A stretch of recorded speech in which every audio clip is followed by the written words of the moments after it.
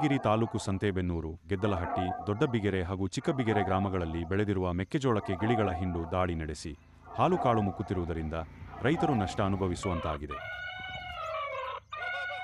ಕುರುಕಲು ತಿಂಡಿಗಳಿಗೆ ಬಳಸುವ ಮೆಕ್ಕೆಜೋಳ ಬೆಳೆಗೆ ಗಿಳಿಗಳ ಹಾವಳಿ ರೈತರ ನಿದ್ದೆಗೆಡಿಸಿವೆ. ಬೆಳೆ ಕಾಳು ಕಟ್ಟುವ ಹಂತದಲ್ಲಿದ್ದು ಹಾಲು ಕಾಳುಗಳನ್ನು ಗಿಳಿಗಳ ಹಿಂಡು ತಿಂದು ಹಾಕುತ್ತಿರುವುದು ರೈತನನ್ನು ಚಿಂತೆಗೀಡು ಮಾಡಿದೆ.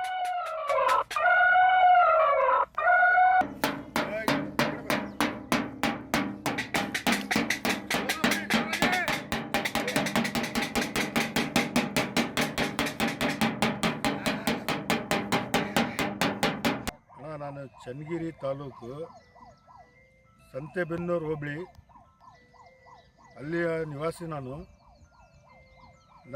20 ಎಕರೆ ಜಮೀನು ಅವ್ರದ್ದು ಬಿಟ್ಟ ಹಾಕೊಂಡು ಸ್ವಂತ ಜಮೀನಿನಲ್ಲಿ ಒಂದು 5 ಎಕರೆ ಮಾಡಿ ನನ್ನ ಕಷ್ಟ ಸುಖದಲ್ಲಿ ಈ ವರ್ಷ ಚೆನ್ನಾಗಿ ಮಳೆ ಬಂತು.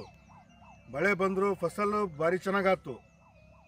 ಆದರೆ ಇನ್ನೊಂದು 15 ದಿವಸ ಬಿಟ್ಟು ನಾನು ತೆನೆ ಮುರಿಯೋ ಟೈಮ್ನಾಗೆ ನನ್ನ ಗಿಣಿ ಕಾಟ ಆಗಿ ನಷ್ಟ ನನಗೆ ಫುಲ್ ಆಗಿಬಿಟ್ಟಿದೆ.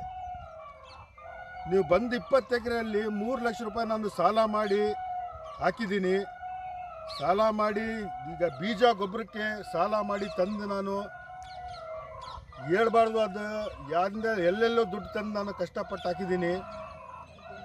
ನಾನು ಏನು ಮಾಡೋಣ ಅಂತ ನನಗೆ ಗೊತ್ತಾಗ್ತಿಲ್ಲ. ವಿಷ ಕುಡಿಯೋ ಪರಿಸ್ಥಿತಿ ಬಂದುಬಿಟ್ಟಿದೆ ನನಗೆ.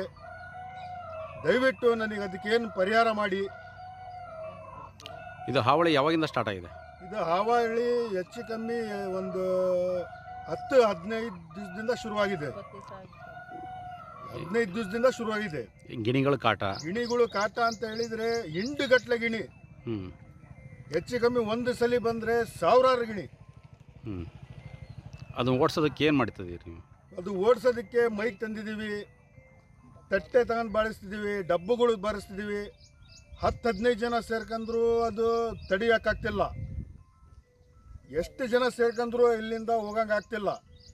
ಒಂದು ಸ್ವಲ್ಪ ಬಿಟ್ಟು ಇಲ್ಲಿಂದ ರಸ್ತೆಗೆ ಬಂದರೆ ಈ ಕಡೆ ಕುಂದುರುತ್ತೆ, ಆ ಕಡೆ ಬಂದರೆ ಆ ಕಡೆ ಕುಂದುರುತ್ತೆ. ನೀವು ನೋಡ್ತಿದ್ದೀರಾ, ಈಗ ನೋಡ್ರಿ, ಇಲ್ಲಿ ಎಲ್ಲ ನಾಶ ಮಾಡಿಬಿಟ್ಟಿದ್ದಾವೆ. ಒಂದು ಇದು ಇಲ್ಲ. ಅಷ್ಟೇ ನಮಗೆ ಬೇಜಾರಾಗಿಬಿಟ್ಟು ನಮಗೆ ವಿಷ ಕುಡಿಯೋ ಪರಿಸ್ಥಿತಿ ಬಂದುಬಿಟ್ಟಿದೆ ಸರ್. ಏನು ಮಾಡೋಣ ಅಂತಲೇ ನಮಗೆ ಅರ್ಥ ಆಗ್ತಿಲ್ಲ. ಔಷಧಿ ಅಂಗಡಿಯಾಗೆ ಔಷಧಿ ತಂದು ಅವ್ರಿಗೆ ನಾವು ಉದ್ರೆ ತರಕ್ಕೆ ಹೋದರೆ ಉದ್ರೇನು ಕೊಡಲ್ಲ ಯಾರು. ನಾವೇನು ಮಾಡಬೇಕು ರೈತರು ಸರ್?